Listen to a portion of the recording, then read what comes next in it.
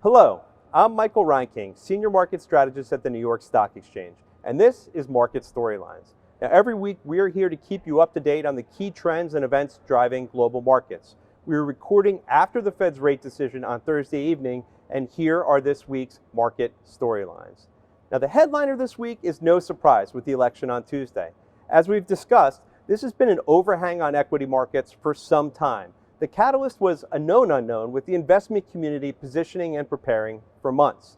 Now, the conventional wisdom was that there would be a wave of volatility as the election approached, and within equity markets that never really played out.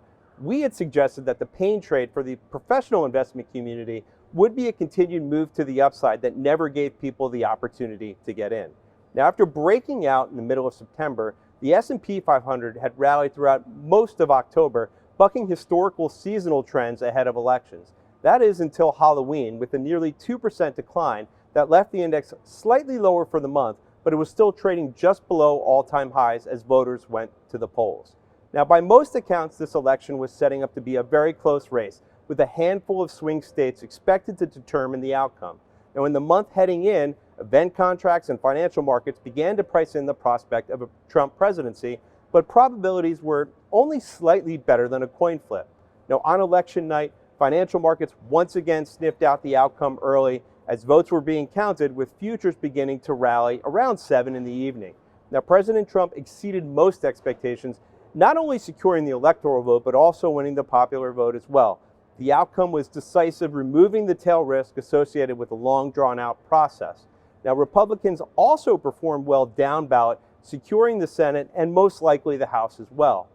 Now, this was a clearing event for the market, removing some uncertainty, but most importantly, some of the tail risk scenarios. There was a risk on response, with equity markets moving sharply higher. The prospect for a more business-friendly environment with lower taxes and a less onerous regulatory backdrop sent the S&P 500 up over 2.5%, the single biggest post-election gain since the creation of the index. Now, cyclical sectors led to the upside, while defensive and yield-oriented sectors moved lower. Now, the biggest outperformers on Wednesday were the small and mid-cap stocks, with the Russell 2000 closing up around 6%. Now, this was particularly impressive as Treasury yields moved sharply higher, which is partially related to the fact that these companies are more domestically oriented. The makeup of the index also played a factor, with financials and industrials accounting for about 35% of the market capitalization, a much higher percent than the S&P 500. And the regional banks, which was the best performing group of stocks, was up over 10% on the day. Now, the Trump trade baskets directionally traded as expected. The US dollar and Bitcoin both rallied. And thematically within equity markets, we already discussed financials and industrials, but on the downside, we saw retailers that rely upon imports underperforming. Healthcare was a little more mixed, with some expectations for changes to the ACA, while green energy and renewable stocks broadly traded lower. The second big storyline this week was the Fed's rate decision this afternoon. Now, however, unlike the September meeting, there wasn't much drama, with the central bank widely expected to cut rates by 25 basis points, and they delivered just that. There were only minor tweaks to the statement, while Chair Powell's commentary was very consistent with what we heard in September. The chairman pointed to progress on inflation, once again highlighting housing-related components keeping levels elevated. And in terms of the labor market, he seemingly downplayed the weakness in the most recent jobs report due to the impact of storms and strikes, and continued to say the economy is in a good place. Now, he did his best not to provide any forward guidance, maintaining optionality and pointing to data dependence. This makes a lot of sense given how much flux there is with potential Washington policy changes. Now, he did say that the election had no impact on current monetary policy decisions, and that until proposals became more concrete, they wouldn't be incorporated into forecasts.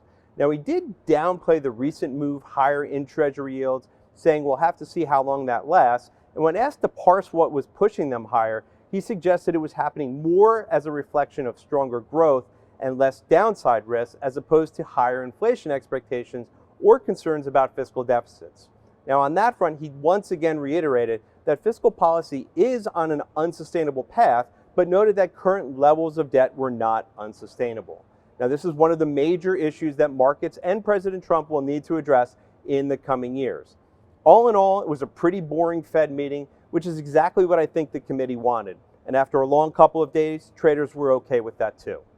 Now, yields in the US dollar index both pulled back throughout today's session, giving back a good portion of yesterday's move higher. However, the strength in equity markets was impressive, with the S&P 500 continuing to move modestly to the upside, approaching the 6,000 threshold, though today's leadership did flip. Cyclical sectors and small and mid-cap stocks pulled back slightly, while the defensive and yield-oriented sectors that lagged yesterday bounced. Now, mega-cap tech stocks also outperformed, playing some catch-up today, with the NYSE FANG Plus Index up over 2%, hitting a new all-time high for the first time since mid-July. Now, the commitment to strength today was positive. Now, last week, heading into the potential volatility, I highlighted the supportive backdrop with a resilient economy, monetary policy moving in the right direction, and corporate America well positioned for the future. Just as the election was an overhang for markets, it was also an overhang for the economy, and there's a good chance that we start to see a pickup in activity and improvement in survey data in the coming months. From an equity market perspective, the unwinding of hedges and cash coming off the sidelines has been partially behind the strength, but from here, seasonal tailwinds kick in as well, with November and December particularly strong during election years, and companies are now starting to come out of their buyback blackout windows, which should help to put a bid beneath the market during pullbacks. Now, looking ahead to next week, the focus will shift back to economic data, with CPI on Wednesday and retail sales on Friday. Now, earnings will start to slow down next week until we start to hear from some of the major retailers in the following week.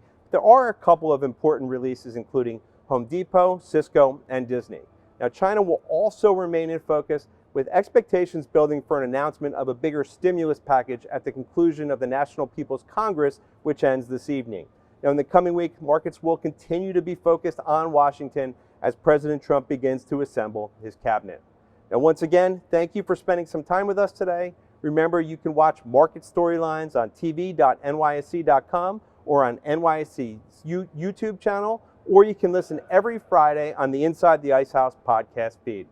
Thanks for joining me. I'm Michael Reinking. I'll talk to you again next week.